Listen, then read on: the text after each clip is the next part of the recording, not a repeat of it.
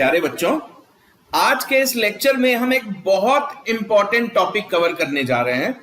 वैसे तो हर topic important होता है बच्चों, लेकिन ये टॉपिक इसलिए और ज्यादा इंपॉर्टेंट हो जाता है क्योंकि इस टॉपिक में आपको एक साथ 3 अलग अलग डायनेस्टीज के बारे में जानने के लिए मिलता है। तो इस पूरे टॉपिक में काफी ज्यादा फैक्ट्स हैं जो आपसे एक्सपेक्ट किए जाते हैं कि आपको पता होने चाहिए, आप उनको समझो। तो इस टॉपिक में समझने के लिए भी काफी कुछ है और याद रखने के लिए भी काफी कुछ है। तो आइए ये देखते हैं कि क्या टॉपिक है ये। तो जैसा कि नाम आपने देख ही लिया, ट्राईपार्टाइट स्ट्रगल फॉर कन्नौज। तो बच्चों, ट्राईपार्टाइट का क्या मतलब होता है? ट्राई का मतलब होता है 3, 3, पार्टाइट का मतलब होता है 3 अलग अलग पार्टियां। तो हमारे केस में 3 अलग अलग डायनेस्टीज, गुर्जर प्रतिहार, पाल और राष्ट्रकूट, ये 3 डायनेस्टीज हुआ करती थी। मिडिवियल इंडिया की डायनेस्टीज थी ये। तो इन तीनों डायनेस्टीज के बीच में 150 से लेके 200 सालों तक का ऐसा वक्त आया कि जब ये तीनों डायनेस्टीज कन्नौज नाम के शहर को कैप्चर करने के लिए आपस में एक दूसरे से लड़ती थी। यानी पूरी खानदानी लड़ाई हो गई थी इन तीनों डायनेस्टीज के बीच। और उसकी वजह क्या थी कि तीनों की तीनों डायनेस्टीज कन्नौज नाम के शहर को अपने कब्जे में लेना चाहती थी। तो ये टॉपिक शुरू करने से पहले हम कुछ बेसिक फैक्ट्स जान लेते हैं बच्चों। तो ये सब जब हो रहा था वो किस टाइम पीरियड की बात है? 750 एडी से लेके 900 एडी तक की बात है। बिल्कुल ये जो इनके बीच का झगड़ा है, इसको बिल्कुल डिटेल में क्रोनोलॉजिकल ऑर्डर में पता लगा पाना तो मुश्किल है, लेकिन अलग अलग राजाओं ने अपनी अलग अलग इंस्क्रिप्शन, अपनी अलग अलग जो बायोग्राफीज लिखी, उन सब को जोड़ के एक कंप्लीट पिक्चर बनाने की कोशिश करते हैं हिस्टोरियंस। मतलब तीनों डायनेस्टीज ने अपने अपने हिसाब से इस कहानी को कहा है।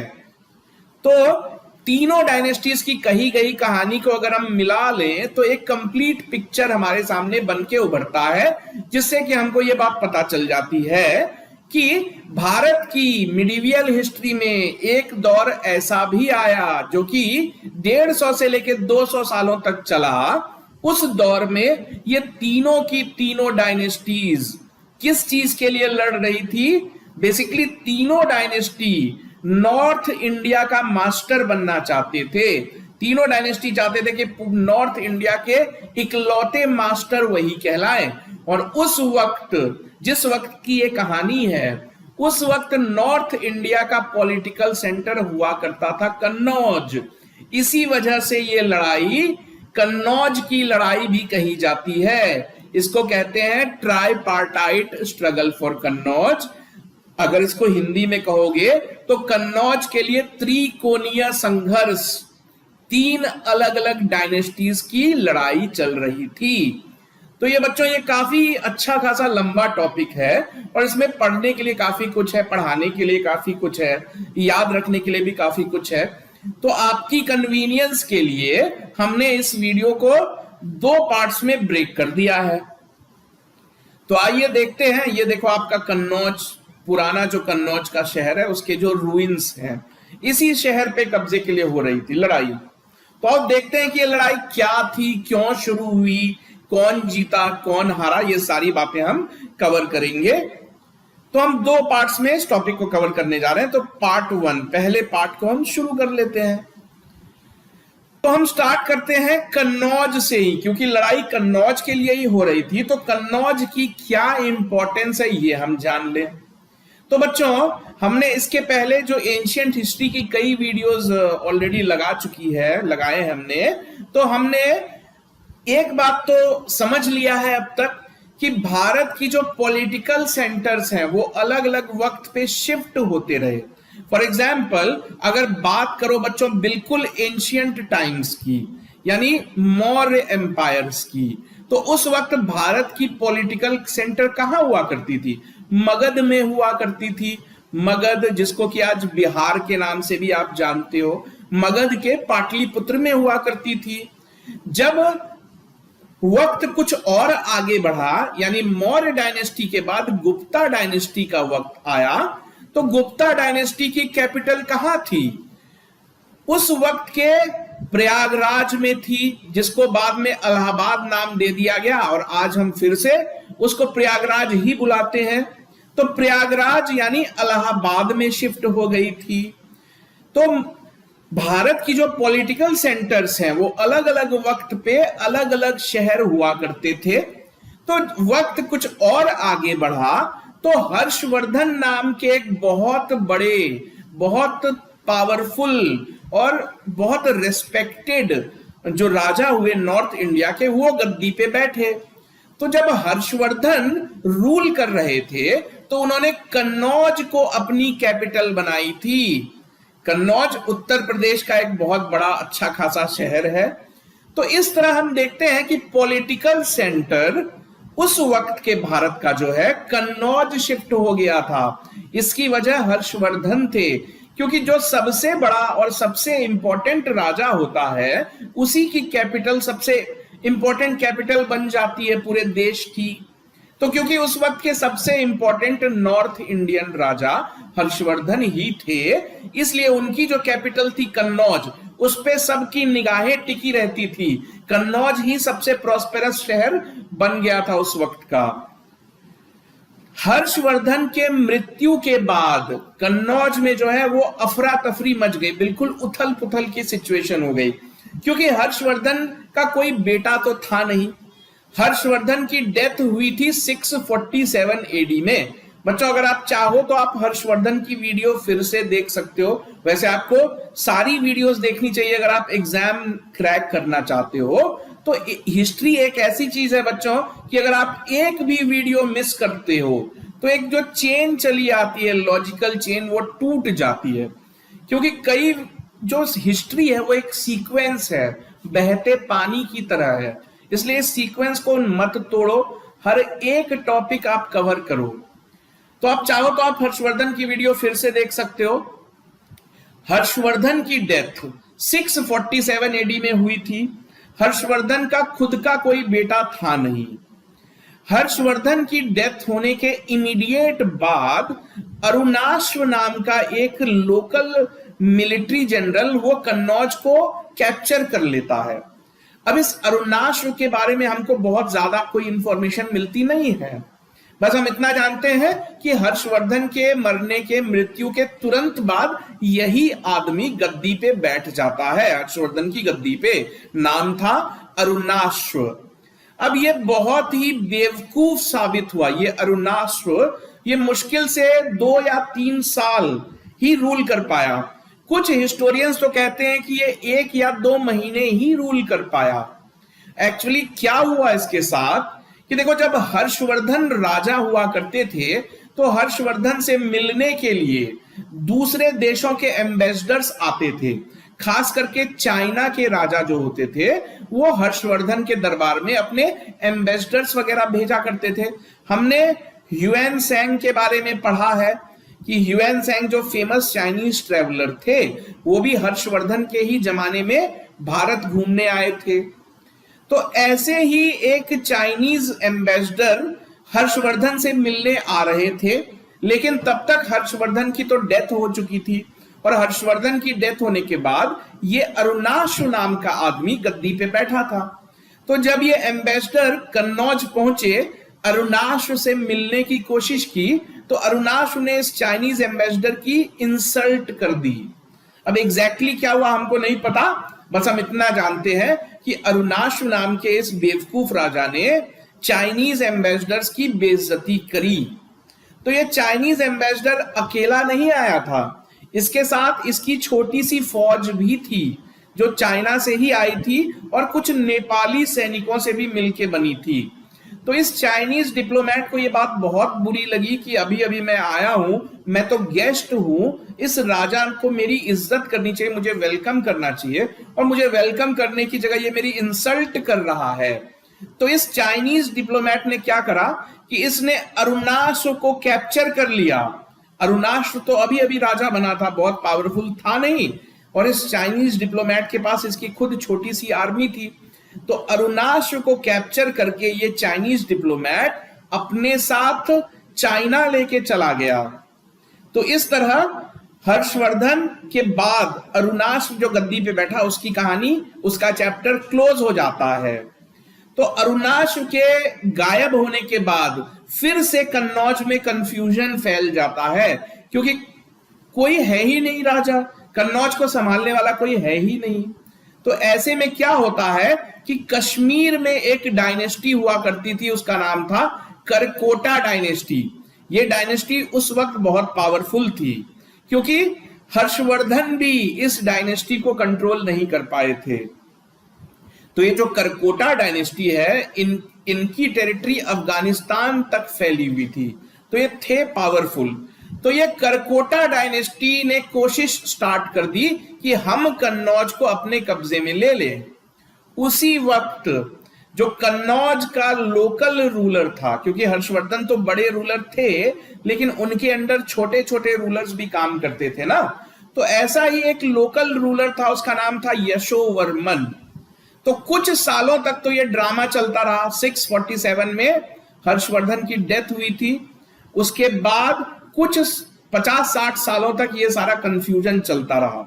तो ये जो यशोवर्मन नाम का लोकल रूलर था, इसके जो पूर्वज थे, इसके जो बाप दादा थे, वो हर्षवर्धन के ही अंदर काम किया करते थे।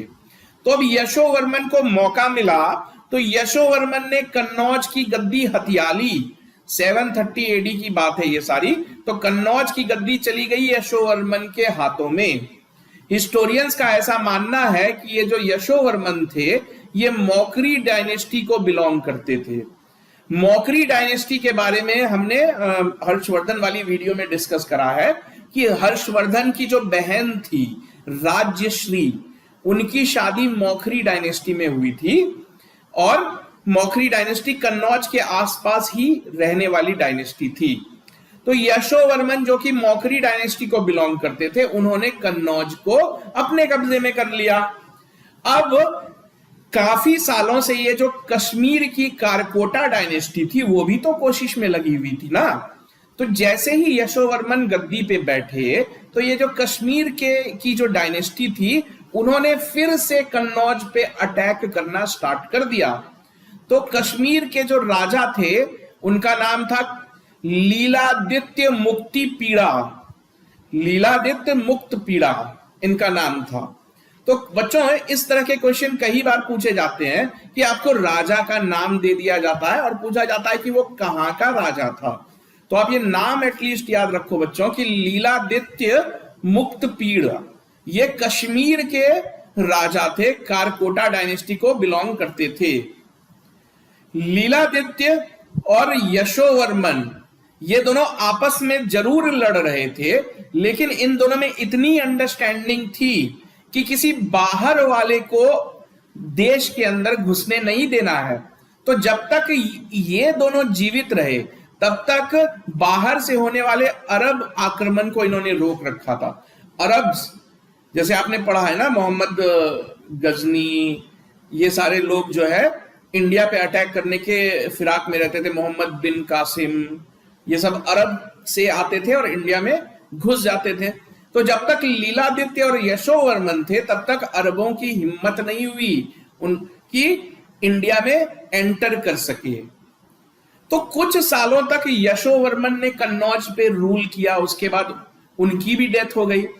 यशोवर्मन की डेथ के बाद एक छोटी सी डायनेस्टी कन्नौज पे कब्जा कर लेती है। उस डायनेस्टी का नाम था युद्ध डायनेस्टी या युधा डायनेस्टी। इस डायनेस्टी के 3 राजा हुए और तीनों बेहद कमजोर थे।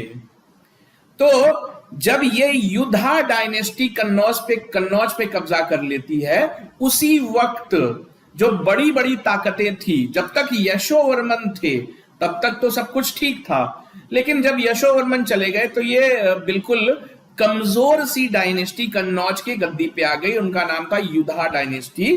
तो इसके 3 राजा हुए। तीनों ने अपने नाम में युधा लगा रखा था। युधा बोलो या युद्ध बोलो, हिंदी में तो युद्ध ही बोलेंगे।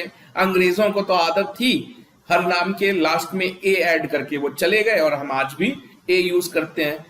तो विज्र युद्ध, इंद्र युद्ध और चक्र युद्ध, यही 3 राजा युद्ध डायनेस्टी के हम जानते हैं जो कन्नौज की गद्दी पे बैठे एक के बाद एक के बाद एक।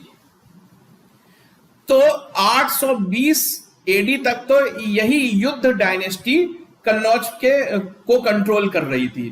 तो युद्धा डायनेस्टी इतनी कमजोर थी कि जो बाकी जो बड़ी बड़ी ताकतें थी, जैसे हमने 3 डायनेस्टीज की बात की ना, कन्नौज की लड़ाई में 3 डायनेस्टीज शामिल थी ना, पाल, प्रतिहार और राष्ट्रकूट।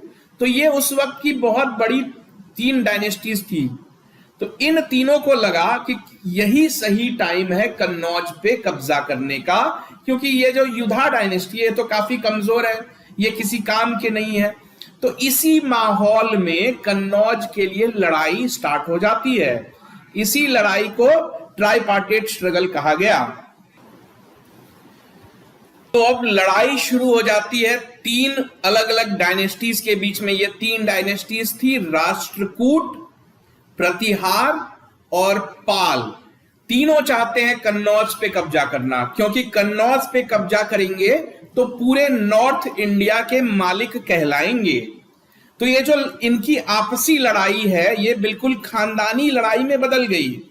जैसे बाप की दुश्मनी बेटे तक चली जाती है, वही सिचुएशन यहां हो गई। 150-200 सालों तक ये तीनों खानदान आपस में लड़ते ही रहे, ठीक है ना। तो ये जो लड़ाई चली, इसमें कभी कोई जीतता था, कभी कोई दूसरा जीत जाता था, क्योंकि लड़ाई तो काफी लंबी चली है, 150 से 200 सालों तक।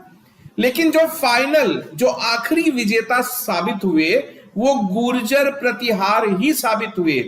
अब गुर्जर प्रतिहार को आखिरी विजेता क्यों कहा जाता है? क्योंकि बिल्कुल लास्ट में हम देखते हैं कि पाल डायनेस्टी और राष्ट्रकूट डायनेस्टी तो लड़ते लड़ते इतने कमजोर हो गए कि खत्म हो गए, लेकिन ये जो प्रतिहार डायनेस्टी है ये फिर भी चलती रही, अगले 200 सालों तक चलती रही और फाइनली कन्नौज को कब्जे में लेने में कामयाब हो गए थे ये लोग। तो चलो फिर से हम मैप के जरिए समझते हैं कि आखिर ये लोग लड़ क्यों रहे थे, कन्नौज पे कब्जा करने की पीछे इनकी वजह क्या थी। तो 3 अलग अलग ताकतें लड़ रही थी। पहली ताकत थी पाल। तो जो पाल डायनेस्टी थी उनका कंट्रोल बंगाल और बिहार वाले इलाके पे था। तो अगर पाल डायनेस्टी वाले एक्सपेंड करना चाहेंगे नॉर्थ इंडिया में तो कन्नौज की तरफ बढ़ेंगे, तो इनकी नजर कन्नौज पे थी। गुर्जर प्रतिहार, ये जो आप ग्रीन कलर का एरिया देख रहे हो, ये पूरा का पूरा एरिया गुर्जर प्रतिहारों के कंट्रोल में था। तो गुर्जर प्रतिहार कौन थे? बेसिकली ये सब के सब राजपूत थे, राजपूत वंश के थे। तो गुर्जर प्रतिहारों के कंट्रोल में जो इलाका था वो था राजस्थान, गुजरात और मध्य प्रदेश। इनकी जो राजधानी वगैरह हुआ करती थी, इनकी राजधानी मध्य प्रदेश में हुआ करती थी, लेकिन गुजरात और राजस्थान भी इनके कंट्रोल में हुआ करते थे। तो एक ताकत तो बंगाल की है, बंगाल वाली डायनेस्टी कन्नौज पे कब्जा करना चाहती है। दूसरी ताकत है राजस्थान गुजरात की। ये जो आज हम नाम देखते हैं बच्चों गुजरात, ये गुर्जर से ही बना है, वो जगह जहां गुर्जर रहते थे। तो ये वही गुर्जर प्रतिहार डायनेस्टी की हम बात कर रहे हैं। तो दूसरी जो ताकत थी वो गुजरात, राजस्थान, मध्य प्रदेश इलाकों वाले इलाकों से उठ के आई थी और कन्नौज पे कब्जा करना चाहती थी। जो तीसरी ताकत थी वो साउथ इंडिया से आई थी, वो थी राष्ट्रकूट। तो ये जो राष्ट्रकूट है, इनका जो मुख्य एरिया था, इनका जो घर आप कह लो, जहां रहते थे ये लोग, वो कहां रहते थे? राष्ट्रकूट, कर्नाटक। तो पूरा का पूरा कर्नाटक इनके कंट्रोल में था, साथ ही साथ आंध्र प्रदेश और तमिलनाडु के भी कुछ हिस्से इनके कंट्रोल में थे। तो ये तीनों ताकतें 3 अलग अलग कोने से, ये बंगाल से, गुर्जर प्रतिहार गुजरात राजस्थान से और राष्ट्रकूट साउथ इंडिया से आते थे, बार बार कन्नौज पे आक्रमण करते थे। कन्नौज पे आक्रमण करने के चक्कर में एक दूसरे से लड़ने लगते थे, क्योंकि तीनों चाहते थे कि कन्नौज हमारे ही कब्जे में हो। अब बात यह है कि कन्नौज में ऐसा क्या है, क्यों चाहते हैं ये लोग कन्नौज को कब्जे में लेना, क्यों नहीं लड़ रहे हैं ये लोग किसी और शहर के लिए, कश्मीर के लिए क्यों नहीं लड़ रहे, ठीक है, उड़ीसा के लिए क्यों नहीं लड़ रहे, पाटलिपुत्र के लिए क्यों नहीं लड़ रहे, कन्नौज के लिए ही क्यों लड़ रहे हैं, ये भी हम मैप के जरिए समझ लेते हैं। देखो बच्चों, पुराने जमाने में भारत को सोने की चिड़िया कहा जाता था, क्योंकि भारत एक काफी वेल्दी, काफी अमीर कंट्री मानी जाती थी। क्यों? क्योंकि भारत जो है एक ऐसी जगह पे लोकेटेड है जिससे काफी सारे ट्रेड रूट्स होके गुजरते थे। एक ट्रेड रूट तो सिल्क रूट हुआ करती थी, जो चाइना से होके कश्मीर के कुछ हिस्सों से गुजरते हुए अफगानिस्तान, ईरान तक जाती थी। दूसरी ट्रेड रूट थी समुद्री ट्रेड रूट। अब जो जहाज चाइना से, इंडोनेशिया या मलेशिया से आते थे और जिनको ईरान तक सामान पहुंचाना होता था, तो मान लो कोई सामान इंडोनेशिया से आपको ईरान पहुंचाना है, यहां पहुंचाना है, तो एक तरीका तो यह है कि आप काफी लंबी समुद्री यात्रा कर लो, इस रास्ते से होके जाओ। दूसरा एक शॉर्टकट है कि आप इसको भारत के ईस्ट कोस्ट पे अपना सामान उतारो, जहाज के जरिए सामान यहां उतार दो, फिर ये सामान यहां से होता हुआ गुजरात पहुंचा दिया जाता था। गुजरात क्योंकि समुद्र के किनारे था तो यहां भी काफी सारे पोर्ट्स थे, तो अब वही सामान इतनी लंबी जर्नी करने के बजाय शॉर्टकट से, यानी जमीन के रास्ते बंगाल से गुजरात तक सामान ले जाया जाता था और बाद में समुद्र में जहाज में डाल के उसको आगे पहुंचा दिया जाता था। तो मेन बात यह है बच्चों कि ये जो गुजरात से लेके बंगाल तक का जो रास्ता है, ये बहुत इंपॉर्टेंट ट्रेड रूट था उस वक्त का। तो आप इस एरिया में देखोगे कि बाद में भी काफी सारे फोर्ट्स बनाए गए। हर बड़ा राजा चाहता था कि ये जो ट्रेड रूट है ये उसी के कंट्रोल में रहे। तो जो कन्नौज शहर है ये इस ट्रेड रूट के काफी नजदीक पड़ता था और एक काफी बड़ा शहर था। तो अगर कन्नौज पे कब्जा कर लिया जाए तो ट्रेड रूट को कंट्रोल करने में काफी आसानी होगी। तो यही उस वक्त समझ लो कि मेन ड्राइविंग फैक्टर था कि हर कोई कन्नौज पे ही कब्जा करना चाहता था। और भी कई कारण थे कन्नौज पे कब्जा करने के। सबसे बड़ा कारण तो पैसा ही था, ट्रेड रूट ही था। और कुछ कारण थे कि कन्नौज उस वक्त कैपिटल माना जाता था।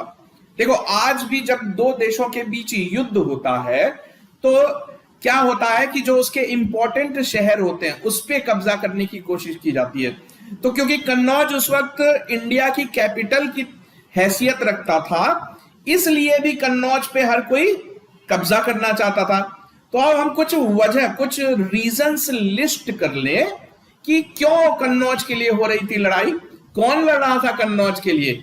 3 अलग अलग डायनेस्टीज लड़ रही थी। राष्ट्रकूट जो कि रहने वाले थे कर्नाटक के, प्रतिहार जो कि जिन्होंने अपनी कैपिटल मध्य प्रदेश में बना रखी थी, लेकिन गुजरात और राजस्थान भी इन्हीं के कंट्रोल में था। तीसरी ताकत थी पाल। पालों के कंट्रोल में बंगाल और बिहार वाला इलाका था। तो यही तीनों जो लड़ रहे थे 150-200 सालों तक। वही चैप्टर ट्राइपार्टेट स्ट्रगल है ना जो आज हम पढ़ रहे हैं। तो आओ वजह जान लें कि कन्नौज के लिए ही क्यों लड़ते थे।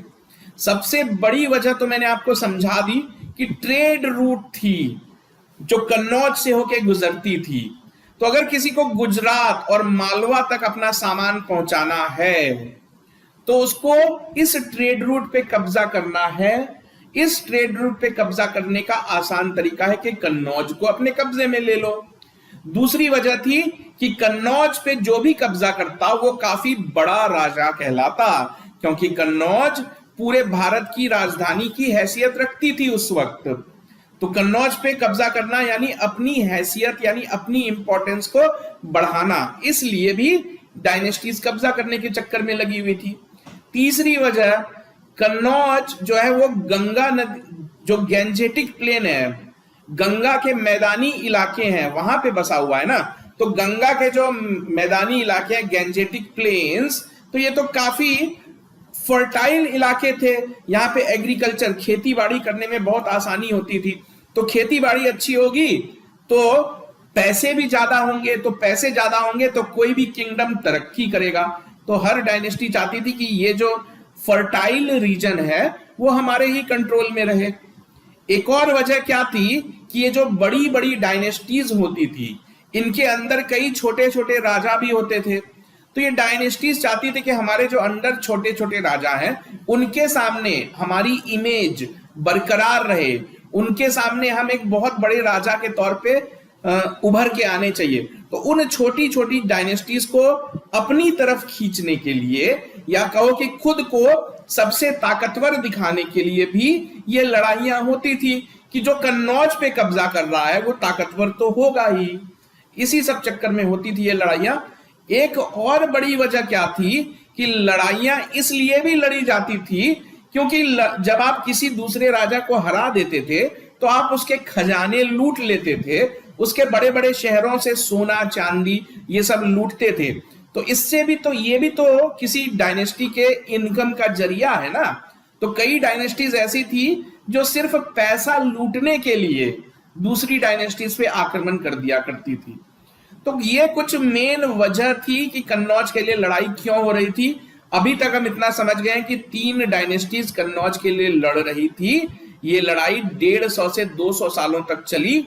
एग्जैक्ट डिटेल पता लगा पाना मुश्किल है क्योंकि हर राजा ने अपनी अपनी कहानी लिखवाई।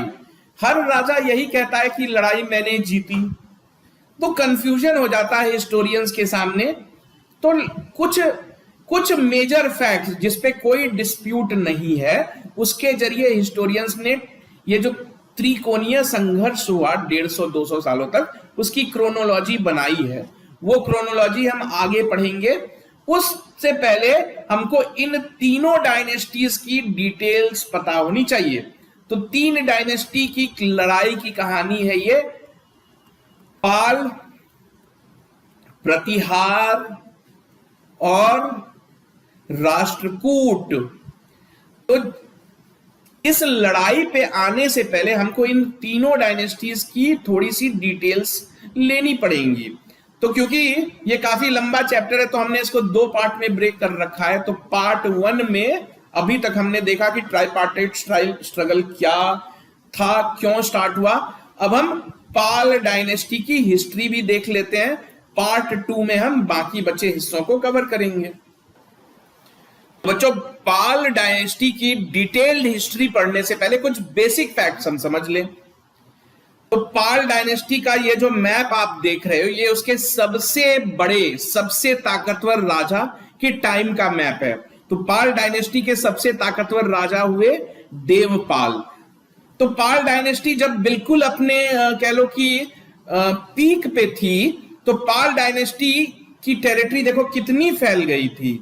कंबोज यानी कश्मीर अफगानिस्तान का हिस्सा तक पाल डायनेस्टी के अंदर आ गया था। बंगाल, बिहार ये सारे एरियाज तो उनके अंडर थे ही। उड़ीसा, मध्य प्रदेश, आंध्र प्रदेश ये सब उनके अंडर थे ही। अब ये मैप देख के कुछ इंटरेस्टिंग चीज आप ऑब्जर्व कर सकते हो। तो ये देवपाल के टाइम की पाल डायनेस्टी की मैप है।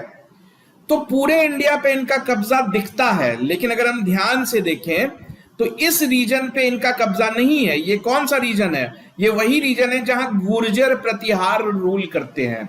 ना ही इस एरिया पे पाल डायनेस्टी का कब्जा है। ये कौन सा एरिया है? कर्नाटक, तमिलनाडु, आंध्र प्रदेश का। यानी यहां पे राष्ट्रकूट डायनेस्टी काम करती, या यहां पे ही राष्ट्रकूट डायनेस्टी रूल करती है। तो इस मैप से ही आप समझ सकते हो कि पाल डायनेस्टी, गुर्जर प्रतिहार और राष्ट्रकूट डायनेस्टी तीनों एक ही वक्त पे एग्जिस्ट करती थी। गुर्जरों ने अपनी जमीन कभी भी पाल डायनेस्टी को लेने नहीं दी। राष्ट्रकूट डायनेस्टी ने भी कभी भी अपनी जमीन पे पाल डायनेस्टी को कब्जा नहीं करने दिया। तो ये जो पाल डायनेस्टी थी ये बेसिकली ओरिजिन यानी ये शुरू हुई थी बंगाल और बिहार के इलाकों से। धीरे धीरे आप देख ही रहे हो कि देश के काफी बड़े हिस्से में ये फैल गए थे। जो पाल डायनेस्टी के रूलर्स होते थे उनको जाना जाता है बुद्धिज्म को प्रमोट करने के लिए। बौद्ध धर्म को काफी प्रमोट ये करते थे, क्योंकि इसके पहले जो कुछ टाइम था वो बौद्ध धर्म कहीं खो सा गया था। जैसे गुप्ता पीरियड में हिंदू धर्म का बोलबाला था, उसके बाद हर्षवर्धन भी हिंदू थे, इन्होंने बौद्ध धर्म को सपोर्ट जरूर किया, लेकिन राजा का धर्म तो हिंदू धर्म था, तो जो राजा का धर्म होता था वही प्रजा का धर्म होता था। तो पाल डायनेस्टी के जो रूलर्स थे वो बौद्धिस्ट थे। तो इस डायनेस्टी ने जब तक रूल किया, बुद्धिज्म को दोबारा पनपने का मौका मिला और इन्होंने काफी सारे बुद्धिस्ट मोनेस्ट्रीज वगैरह बनवाई। तो आओ हम इनकी डिटेल्ड पॉलिटिकल हिस्ट्री समझ लें। तो पाल डायनेस्टी की हिस्ट्री समझने के लिए हमको बंगाल की हिस्ट्री की थोड़ी बैकग्राउंड समझनी पड़ेगी। तो जब हर्षवर्धन नॉर्थ इंडिया पे रूल कर रहे थे, उस वक्त बंगाल या गौड़, बंगाल को उस वक्त गौड़ के नाम से भी जाना जाता था, गौड़ या वंग। तो उस वक्त गौड़ कह लो, वंग कह लो या बंगाल कह लो, उसके राजा हुआ करते थे शशांक। इस शशांक की दुश्मनी चलती थी हर्षवर्धन से। एक्चुअली हुआ क्या था कि हर्षवर्धन की बहन राजश्री को शशांक ने बंदी बना लिया था, जेल में डाल दिया था। तो इसीलिए हर्षवर्धन और शशांक की पुरानी दुश्मनी थी। हर्षवर्धन के एक दोस्त भी थे। हर्षवर्धन खुद तो कन्नौज से रूल करते थे, शशांक जो है वो बंगाल का राजा था। तो जब शशांक ने हर्षवर्धन की बहन को जेल में डाल दिया था, तो हर्षवर्धन ने कामरूप यानी असम के राजा से मदद मांगी थी। ये कन्नौज है, ये बंगाल है, ये असम है। तो कन्नौज के राजा हर्षवर्धन ने असम के राजा से कहा था कि आपके तो पास में ही बंगाल है, आप मेरी मदद करो शशांक पे हमला करने में। तो इस तरह से हर्षवर्धन और जो कामरूप यानी असम के राजा थे भास्कर वर्मन, इन दोनों की दोस्ती हो गई थी। तो यहां तीन कैरेक्टर हैं, हर्षवर्धन, भास्कर वर्मन और शशांक। हर्षवर्धन कन्नौज के राजा, भास्कर वर्मन असम के राजा और शशांक जो है वो बंगाल का राजा। ठीक है ना। तो जब शशांक की डेथ हो गई 625 एडी में, तो बंगाल को कोई संभालने वाला रहा नहीं और शशांक के दो दुश्मन थे, हर्षवर्धन और भास्कर वर्मन। तो शशांक की डेथ होने के बाद इन दोनों ने, हर्षवर्धन और भास्कर वर्मन ने, बंगाल को की टेरिटरी को आपस में बांट लिया। जो उसका वेस्टर्न इलाका था वो हर्षवर्धन ने अपनी टेरिटरी में मिला लिया, जो ईस्टर्न इलाका था वो भास्कर वर्मन ने अपनी टेरिटरी में मिला लिया। तो यहां से शुरू होती है बंगाल की पॉलिटिकल टर्मोइल की कहानी, यहां से पॉलिटिकल उठापटक की कहानी शुरू हो जाती है। तो 647 में हर्षवर्धन की भी डेथ हो जाती है। ये मैप आप देखो, ये पूरा का पूरा हर्षवर्धन का इलाका था। ये जो आप देख रहे हो, ये मौखरी, वर्धन, लेट गुप्ता, ये सारा हर्षवर्धन का इलाका था। ये शशांक का एरिया था और ये कामरूप यानी असम के राजा का एरिया था। तो खैर हर्षवर्धन की डेथ हो गई 647 एडी में। उसके बाद बंगाल को संभालने वाला कोई रहा नहीं, क्योंकि जब तक हर्षवर्धन थे तब तक तो बंगाल उनके ही कब्जे में था। तो हर्षवर्धन की खुद की डेथ हो गई 647 एडी में। उसके बाद क्या होता है कि बंगाल के पे हमले होने शुरू हो जाते हैं। जो आसपास के रूलर्स थे, जैसे तिब्बत का राजा, तिब्बत के जो राजा थे, इन्होंने कई अटेम्प्ट्स किए बंगाल को अपने कब्जे में लेने के लिए। सिर्फ हर्षवर्धन के ही जमाने में नहीं, यहां तक कि जब दिल्ली सल्तनत चल रही थी, दिल्ली सल्तनत के जमाने में भी तिब्बत के राजा बंगाल पे अपना कब्जा करना चाहते थे। तो जब हर्षवर्धन की डेथ हो गई तो आसपास के जो पड़ोस के राजा थे वो बंगाल पे हमला करने लगे। इनमें से कुछ नाम याद रखने लायक हैं। जैसे तिब्बत के राजा ने हमला किया, जो बाद के गुप्ता रूलर्स थे यानी लेट गुप्ता रूलर्स, जो लोग बिहार में रहते थे, उन्होंने भी बंगाल पे कब्जा करने की कोशिश की। यशोवर्मन, हमने वीडियो की स्टार्ट में देखा ना कि यशोवर्मन नाम का एक लोकल रूलर कन्नौज पे की गद्दी पे बैठ गया था। कामरूप के राजा हर्षदेव इन्होंने भी अटैक करने की कोशिश की। कश्मीर के राजा लीलादित्य, ये वही लीलादित्य हैं जिनकी यशोवर्मन से काफी दुश्मनी चलती थी। तो इन सारे लोगों ने एक एक करके बंगाल पे आक्रमण करना स्टार्ट कर दिया, लेकिन कोई भी इनमें से बहुत ज्यादा दिनों तक बंगाल को अपने कब्जे में नहीं रख पाया। अब ये सब तो छोटी छोटी ताकतें थी, अब एक बड़ी ताकत बंगाल पे अपनी नजरें गड़ा लेती है। वो बड़ी ताकत थी गुर्जर प्रतिहार। जिन 3 डायनेस्टीज की हम बात कर रहे हैं ट्राइपार्टाइट स्ट्रगल में, उनमें से एक गुर्जर प्रतिहार। तो उस वक्त गुर्जर प्रतिहार के राजा थे वस्ता राजा। तो वस्ता राजा ने भी बंगाल पे आक्रमण किया, लेकिन पूरी तरीके से बंगाल को अपने कंट्रोल में नहीं ले पाए। तो ये आप देख रहे हो, बिल्कुल पूरा पॉलिटिकल कंफ्यूजन फैला हुआ था उस वक्त। तो इस दौर को कहा जाता है मत्स्य न्याय। मत्स्य का मतलब होता है मछली यानी फिश, न्याय का मतलब होता है जस्टिस। तो मत्स्य न्याय का कॉन्सेप्ट यह कहता है कि बड़ी मछली छोटी मछली को खा जाती है। तो बंगाल में भी यही चल रहा था कि जो बड़े बड़े रूलर्स थे वो छोटे रूलर्स पे हमला करके उनकी टेरिटरी पे कब्जा कर लिया करते थे।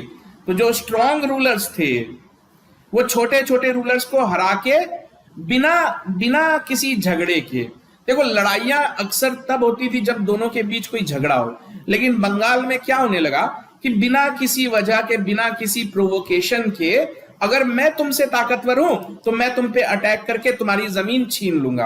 तो यही सब कुछ बंगाल में होने लगा।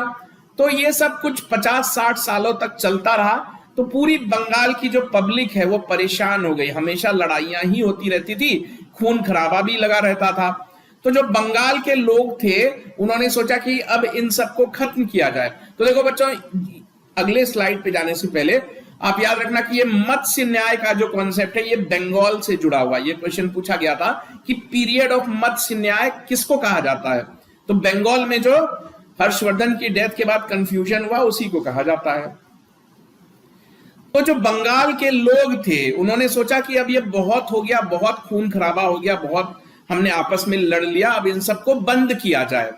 तो जो उस वक्त के जो ताकतवर, छोटे ही सही लेकिन जो ताकतवर जो लैंडलॉर्ड, जमींदार, छोटे छोटे रूलर्स थे, वो सब एक जगह इकट्ठा होके मिलते हैं कि हम कुछ तो ऐसा करें कि इन सब ये जो लड़ाई झगड़ा हमारे आपस में हो रहा है इन सबको बंद कर दिया जाए।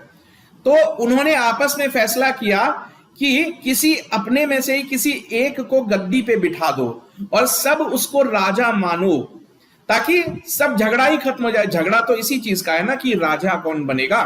तो बिना लड़े आपस में इन्होंने एक तय कर लिया, सबने मिलके आपस में तय किया कि गोपाल नाम का एक मिलिट्री कमांडर था।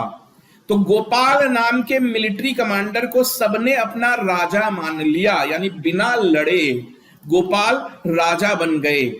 तो 750 एडी में गोपाल को गद्दी पे बिठा दिया गया। क्यों बिठाया गया? ताकि जब राजा होगा कोई गद्दी पे और सब के सब उसको अपना राजा मान लेंगे तो लड़ाई झगड़े अपने आप खत्म हो जाएंगे। तो यही जो गोपाल गद्दी पे बैठे, तो गोपाल का नाम क्या है? पाल। तो यहां से कहानी शुरू हो जाती है पाल डायनेस्टी की। इसी टाइटल पाल से पाल डायनेस्टी बना है, क्योंकि बाद में जो भी गोपाल के बेटे, पोते, पड़पोते हुए, उन्होंने भी अपने नाम में पाल जोड़ के रखा। जिसका भी कोई भी नाम होता था नाम में पाल जरूर लगाता था, पाल टाइटल। तो 2-3 चीजें, पाल डायनेस्टी कहां स्टैब्लिश हुई? तो बंगाल वाले रीजन में हुई। सबसे पहला रूलर कौन बना पाल डायनेस्टी का? तो गोपाल बने। कब बने, कब ये डायनेस्टी स्टैब्लिश हुई? तो 750 एडी में स्टैब्लिश हुई। तो अब इसकी ओवरव्यू ले लेते हैं, पाल डायनेस्टी की ओवरव्यू। तो पाल डायनेस्टी, सारा चीज तो हमने डिस्कस कर ही लिया है, यहां पे बस हम समझ लें। जो पाल डायनेस्टी थी वो पोस्ट गुप्ता इंपीरियल पावर कहलाती, यानी गुप्ता डायनेस्टी के खत्म होने के बाद। तो गुप्ता तो छोड़ो, हर्षवर्धन के भी गुजर जाने के बाद की कहानी है ये। इंपीरियल पावर का क्या मतलब होता है? देखो एक एग्जांपल लो, जैसे ब्रिटिश थे तो ब्रिटिश को भी हम इंपीरियल पावर कहते हैं। क्यों? क्योंकि वो अपने देश से निकल के इंडिया आए, और इंडिया तो उनके लिए विदेश है ना।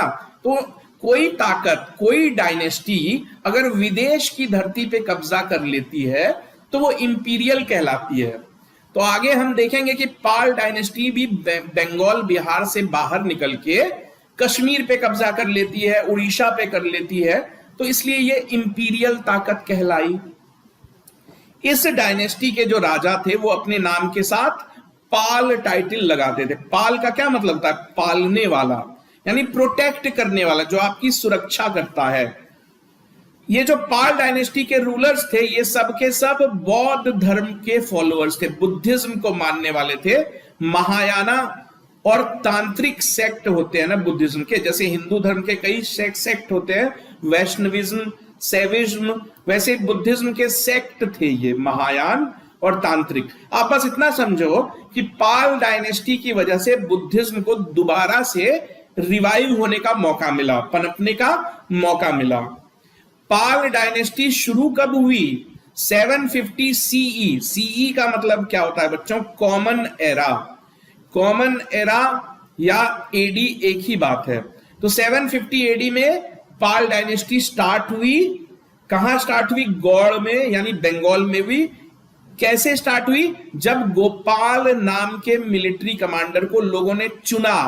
देखो, गोपाल ने कोई लड़ाई जीत के बंगाल की गद्दी नहीं हासिल की थी, ठीक है, बल्कि लोगों ने चुना था कि आप जाके राजा बन जाओ हमारे।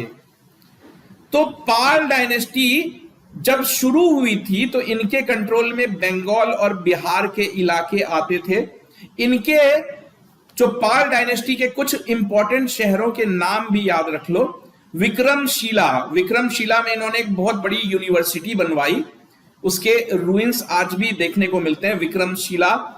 पाटलिपुत्र यानी पटना। गौड़, अब आप बोलोगे कि गौड़ तो बंगाल को कहते हैं, तो देखो गौड़ पूरे बंगाल का भी नाम था, लेकिन गौड़ कैपिटल भी था, कैपिटल का भी नाम गौड़ ही था। एक छोटा सा शहर था बंगाल के अंदर, उसका भी नाम गौड़ था। मुंगेर ये बिहार में है। सोमापुरा और जगदल ये सब आज बांग्लादेश के हिस्से हैं। तो यहां से पाल डायनेस्टी की कहानी शुरू हुई थी। एक और इंपॉर्टेंट फैक्ट याद रखना बच्चों कि पाल डायनेस्टी के कंट्रोल में एक बहुत इंपॉर्टेंट पोर्ट सिटी थी, उसका नाम था ताम्रलिप्ता। तो पोर्ट सिटी, तो ये जो ताम्रलिप्ता नाम की पोर्ट सिटी है ये मौर्य डायनेस्टी से ही यूज की जाती थी, ऑपरेशन में थी। क्योंकि देखो ताम्रलिप्ता नाम से ही आपको समझ में आ जाएगा, ताम्र का मतलब होता है कॉपर। तो ये वो पोर्ट था, बंदरगाह, ये नदी के किनारे है, समुद्र के किनारे है ताम्रलिप्त। तो ताम्रलिप्त के पास घाटशिला नाम की एक जगह है, घाटशिला आज झारखंड में है। तो घाटशिला में कॉपर माइंस है जहां से कॉपर निकाले जाते हैं। तो मौर्य डायनेस्टी के टाइम से ही इस पोर्ट सिटी के जरिए कॉपर जो है पूरी दुनिया को सप्लाई किया जाता था। तो आप याद रखोगे ताम्रलिप्ता कहां है? तो आज बंगाल के मिदनापुर जिले में है, बंगाल में है ये मिदनापुर। तो ताम्रलिप्त सम्राट अशोक के टाइम भी मेंशन्ड है कि सम्राट अशोक के कंट्रोल में ताम्रलिप्त नाम का ये पोर्ट सिटी आ चुका था, ठीक है ना। तो ये इस वक्त जब हम पाल डायनेस्टी की बात करें तो आप समझ सकते हो कि क्योंकि पूरा बंगाल पाल डायनेस्टी के कब्जे में है तो ताम्रलिप्ता जैसी इंपॉर्टेंट पोर्ट सिटी तो होगी ही होगी। ये जो पाल डायनेस्टी के रूलर्स थे ये बहुत अच्छे डिप्लोमैट और मिलिट्री कनकरर माने जाते थे, यानी लड़ाई वगैरह लड़ने में काफी स्किलफुल थे। तभी तो इनकी डायनेस्टी या इनकी एम्पायर बढ़ते बढ़ते कश्मीर तक पहुंच गई थी। इनकी आर्मी काफी स्ट्रांग थी और इनकी आर्मी में काफी ज्यादा मात्रा में हाथी शामिल थे। तो उस वक्त आपकी आर्मी की ताकत देखो, आज हम देखते हैं, आज मॉडर्न जमाने की बात करें तो हम देखते हैं कि किस आर्मी के पास टैंक है, कितने बड़े बड़े हथियार हैं। उस वक्त देखा जाता था कि किस आर्मी के पास कितनी ज्यादा मात्रा में हाथी यानी एलिफेंट्स हैं। तो पाल डायनेस्टी वालों के पास एलिफेंट्स बहुत सारे हुआ करते थे। अब जैसा कि मैंने आपको बताया कि ये लोग बौद्ध धर्म के मानने वाले थे, इसलिए इन्होंने कई सारी बुद्धिस्ट मोनेस्ट्रीज बनवाई। आगे हम देखेंगे कौन कौन सी बुद्धिस्ट मोनेस्ट्रीज बनवाई। तो बौद्ध धर्म को रिवाइव करने का क्रेडिट इनको ही जाता है। बंगाल में बौद्ध धर्म रिवाइव हुआ, धीरे धीरे पूरे देश में रिवाइव हुआ, यहां तक कि तिब्बत, ये तिब्बत जो बंगाल पे कब्जा करना चाहता था, कभी कर नहीं पाया, तो तिब्बत में भी बौद्ध धर्म को पहुंचाना इसी पाल डायनेस्टी के दौरान हुआ। आज तिब्बत आप जाओगे तो आपको एक से एक बौद्ध मोनेस्ट्रीज देखने को मिलेगी। तो बौद्ध धर्म जो तिब्बत तक पहुंचा वो बंगाल के रास्ते ही पहुंचा, पाल डायनेस्टी ने ही पहुंचाया। तो अब हम पाल डायनेस्टी के इंपॉर्टेंट रूलर्स की बात कर ले तो सबसे पहले रूलर तो गोपाल ही थे, जिनको कि लोगों ने चुन के गद्दी पे बिठाया 750 एडी में। तो गद्दी पे बैठने से पहले यानी राजा बनने से पहले गोपाल बंगाल की आर्मी यानी गौड़ आर्मी के एक मिलिट्री ऑफिसर हुआ करते थे। और ये तो हम डिस्कस कर ही चुके हैं कि इनको खुद लोगों ने चुन के गद्दी पे बिठाया था। तो गोपाल लगभग 20 सालों तक रूल कर पाए। ये सारी चीजें हम इनके इंस्क्रिप्शन से जानते हैं। इन्होंने जो सिक्के बनवाए, जो इंस्क्रिप्शंस वगैरह बनवाई, उनको पढ़ के हम उस वक्त की हिस्ट्री समझ पाते हैं। तो गोपाल की जब डेथ हुई यानी 20 सालों तक इन्होंने बिल्कुल प्रोस्पेरिटी के साथ रूल किया, कोई लड़ाई झगड़े में पार्टिसिपेट नहीं किया गोपाल ने, ना ही अपनी किंगडम को एक्सपेंड करने की कोशिश की, बिल्कुल पीस, शांति बनाए रखी बंगाल में। तो गोपाल की डेथ के वक्त ये जो पाल डायनेस्टी थी, पाल डायनेस्टी बंगाल और बिहार तक ही फैल सकी थी। यानी गोपाल जब राजा बने थे तब भी बंगाल बिहार उनके कंट्रोल में था, और उनकी जब डेथ हुई तब भी उन्होंने कोई एक्स्ट्रा जमीन या एक्स्ट्रा टेरिटरी नहीं जोड़ी थी, बिल्कुल पीस, कोई लड़ाई झगड़ा नहीं। इन्होंने मोनेस्ट्री बनवाई, बुद्धिस्ट मोनेस्ट्री बनवाई उदंतपुरी में। उदंतपुरी जो है बिहार के नालंदा के पास है। तो हम जानते हैं कि नालंदा में खुद एक बहुत पुरानी यूनिवर्सिटी है जिसको नालंदा यूनिवर्सिटी बोलते हैं। यह यूनिवर्सिटी गुप्ता डायनेस्टी के दौरान बनी थी, इसको कुमार गुप्त ने बनवाया था। तो उसी नालंदा यूनिवर्सिटी के पास में ही जमीन एक चुन के गोपाल ने अपनी तरफ से एक मोनेस्ट्री बनवाई, उसको कहते हैं उदंतापुरी मोनेस्ट्री। गोपाल को बंगाल का पहला बुद्धिस्ट किंग कहा जाता है, क्योंकि ये बुद्धिस्ट धर्म के फॉलोअर थे, किंग थे, तो पहले बुद्धिस्ट किंग यही हैं बंगाल के। गोपाल के बेटे थे धर्मपाल। धर्मपाल को 40 सालों तक रूल करने का मौका मिला। धर्मपाल के बारे में कुछ फैक्ट्स हमको पता होने चाहिए। धर्मपाल ने 2 बड़ी बड़ी मोनेस्ट्रीज बनवाई। 2 मोनेस्ट्रीज के लिए वो जाने जाते हैं। पहली तो विक्रमशिला यूनिवर्सिटी, या आप देख रहे हो विक्रमशिला यूनिवर्सिटी, जो बिहार के भागलपुर नाम के जगह पे है। तो ये जो विक्रमशिला यूनिवर्सिटी है, नालंदा यूनिवर्सिटी के बाद सबसे इंपॉर्टेंट इसको ही माना जाता है। तो नालंदा यूनिवर्सिटी तो गुप्ता डायनेस्टी के लोगों ने बनवाई थी, जबकि ये धर्मपाल ने बनवाई। अगर पूरी बुद्धिस्ट यूनिवर्सिटीज की बात कर लो, बौद्ध धर्म के हिसाब से अगर आप देखो, तो नालंदा यूनिवर्सिटी के बाद इसी यूनिवर्सिटी को सबसे ज्यादा इंपॉर्टेंस दी जाती थी। तो ये आप देख रहे हो, आज भी इस रूइंस वैसे के वैसे ही आपको देखने को मिलते हैं। इन्होंने एक दूसरी यूनिवर्सिटी या महाविहार बनवाया। महाविहार क्या होता था? वो जगह जहां बुद्धिस्ट मॉन्क रहते थे। तो अगर हम टेक्निकली बोले तो ये हॉस्टल्स हुआ करते थे, बुद्धिस्ट मॉन्कों के, साधु सन्यासियों के हॉस्टल हुआ करते थे। तो इन्होंने दूसरी मोनेस्ट्री कहां बनवाई? बांग्लादेश के सोमापुरा में बनवाई। अब ये देखो, ये वीडियो हम कर रहे हैं किस पे? ट्राइपार्टाइट स्ट्रगल पे, यानी कन्नौज के लिए होने वाली लड़ाई के लिए।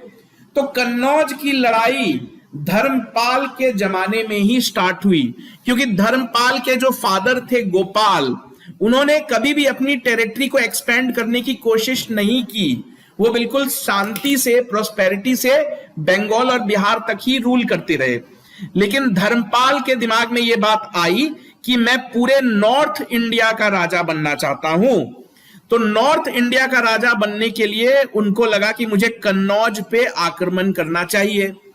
तो ये धर्मपाल ने ही सबसे पहला कदम उठाया, जिसकी वजह से ट्राइपार्टाइट स्ट्रगल शुरू हो गया। तो धर्मपाल ने क्या किया कि कन्नौज पे आक्रमण कर दिया। तो जैसे ही धर्मपाल ने कन्नौज पे आक्रमण किया तो बाकी दोनों डायनेस्टीज भी इसमें कूद पड़ी।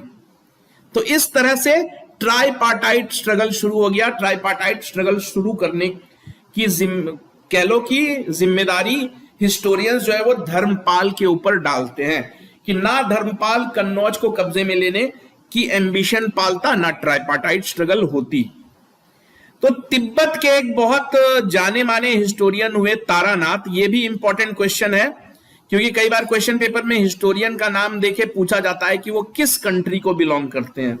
तो तारानाथ तिब्बत के रहने वाले थे, हिस्टोरियन थे उसी जमाने के। तो मैंने आपको बताया ना, तिब्बत और बंगाल में काफी क्लोज रिलेशंस हो गए थे पाल डायनेस्टी के दौरान, जिसकी वजह से तिब्बत में भी बौद्ध धर्म फैल गया।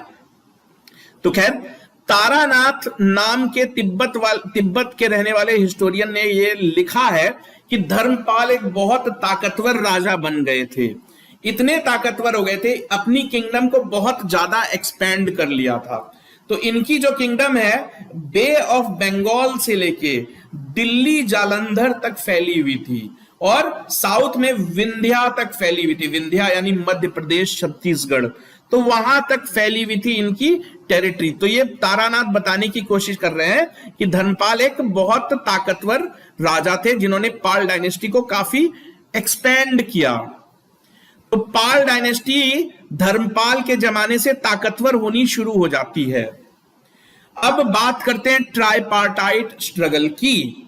तो खलीमपुर कॉपर प्लेट जिसको कि धर्मपाल ने लिखवाया, उस कॉपर प्लेट में ट्राइपार्टाइट स्ट्रगल के शुरू होने की जानकारी मिलती है कि ट्राइपार्टाइट स्ट्रगल शुरू कैसे हुआ। तो शुरू किसके जमाने में हुआ? धर्मपाल के जमाने में हुआ। क्यों हुआ? क्योंकि धर्मपाल के दिल में यह बात आई कि मैं पूरे नॉर्थ इंडिया का सबसे बड़ा किंग बनना चाहता हूं, इसलिए मुझे कन्नौज पे आक्रमण कर देना चाहिए।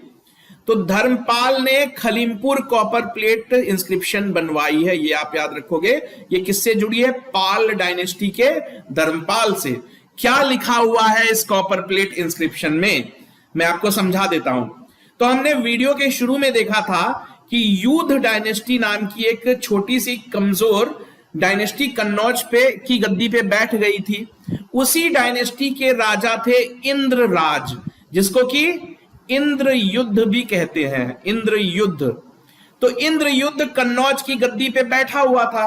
धर्मपाल के दिल में यह बात आई कि मैं जाता हूं, इंद्र युद्ध को हरा देता हूं।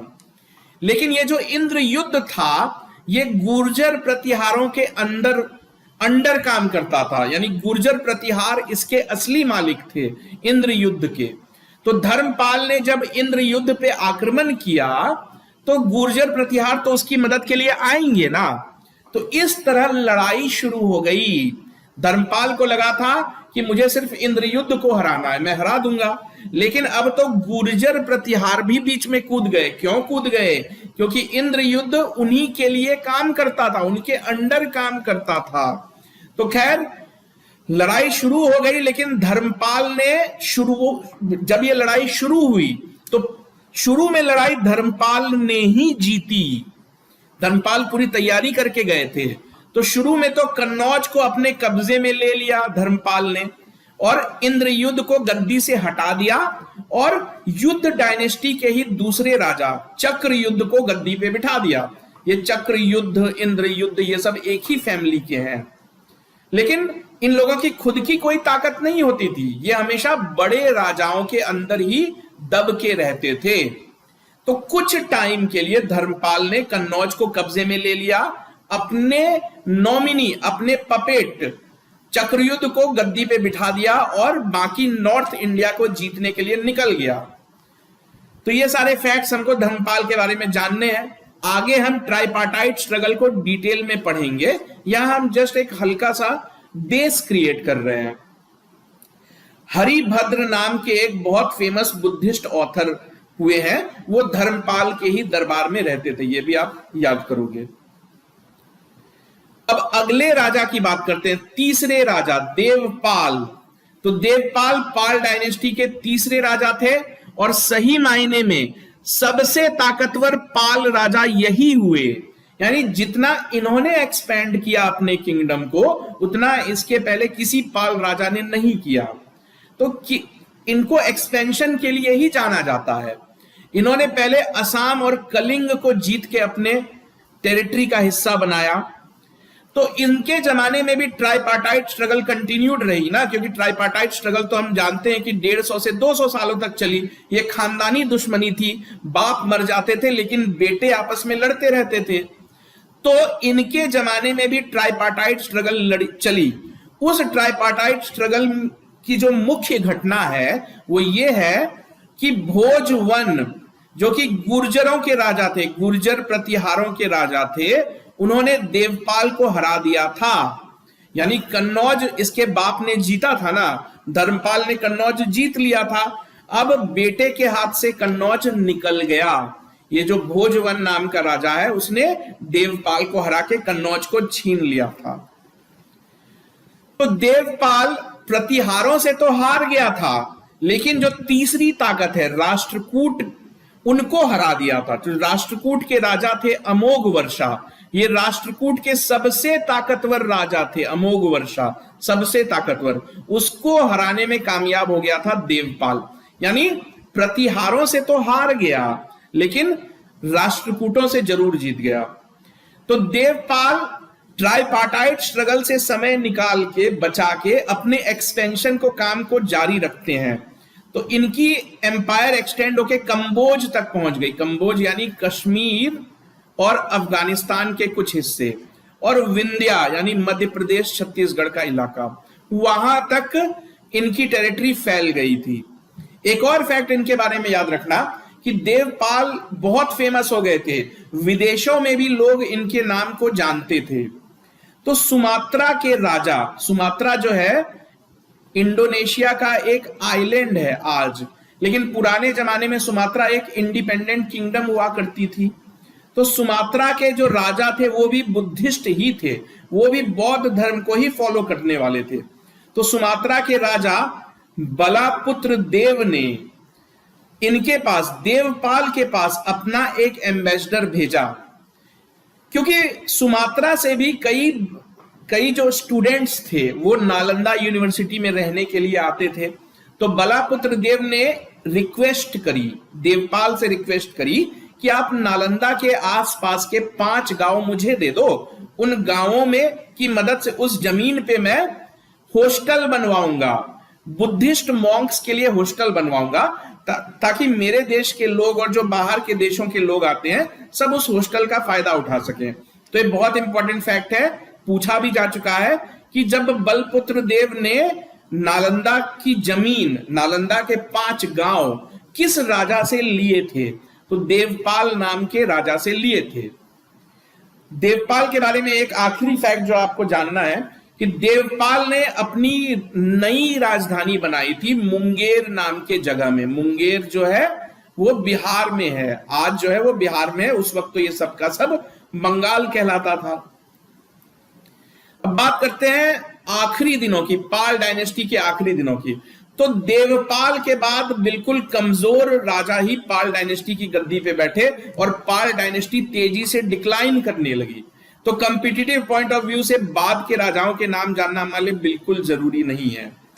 बाद में एक राजा हुए जिनको थोड़ा बहुत रूल करने का मौका मिला। आप देख रहे हो 43 सालों तक रूल किया, इसलिए थोड़े इनके बारे में इंफॉर्मेशन अवेलेबल है। तो रामपाल को आखिरी स्ट्रॉन्ग पाल राजा माना जाता है। इनके बारे में कुछ फैक्ट्स, इन्होंने जगदल महाविहार बनवाया। जगदल बांग्लादेश में है, महाविहार तो आप समझते हो हॉस्टल, जहां पे बौद्ध धर्म के साधु सन्यासी वहां पे रहते थे। तो इनके ही टाइम से एम्पायर, जो पाल एम्पायर है वो टूटना स्टार्ट हो गया। ये सब नाम आपको याद रखने की जरूरत नहीं है। तो इनके बेटे का नाम कुमार पाल था। तो इसी रामपाल के कोर्ट में संध्याकर नंदी नाम के एक बहुत फेमस बंगाली पोएट रहते थे। इन्हीं पोएट ने रामपाल की जीवनी लिखी। उस जीवनी का नाम रखा रामचरित्र। ये जो राम है ये भगवान राम नहीं है, ये राजा रामपाल है। तो रामपाल की बायोग्राफी रामचरित्र किसने लिखी? संध्याकर नंदी। संध्याकर नंदी कौन थे? तो एक बहुत फेमस बंगाली पोएट थे। मदन पाल जो है पाल डायनेस्टी के आखिरी राजा साबित हुए। तो पाल डायनेस्टी खत्म हो गई 1162 आते आते, और पाल डायनेस्टी की जगह सेन डायनेस्टी गद्दी पे आके बैठ जाती है बंगाल की। तो ये मैंने आपको एक जनरल ओवरव्यू दिया पाल डायनेस्टी का। तो इसमें आपको जिक्र मिल रहा था ना कि ये लोग राष्ट्रकूटों से भी लड़ रहे थे, गुर्जरों से भी लड़ रहे थे, यानी ट्राइपार्टाइट स्ट्रगल की थोड़ी बहुत कहानी आपको यहां भी देखने को मिली। आगे हम डिटेल में ट्राइपार्टाइट स्ट्रगल स्टडी करेंगे पार्ट 2 में, लेकिन उससे पहले हमको बाकी बची 2 डायनेस्टीज प्रतिहार और राष्ट्रकूट को कवर करना होगा, तब जाके हम ट्राइपार्टाइट स्ट्रगल को समझ पाएंगे। तो वो सब हम पार्ट 2 में कवर करेंगे।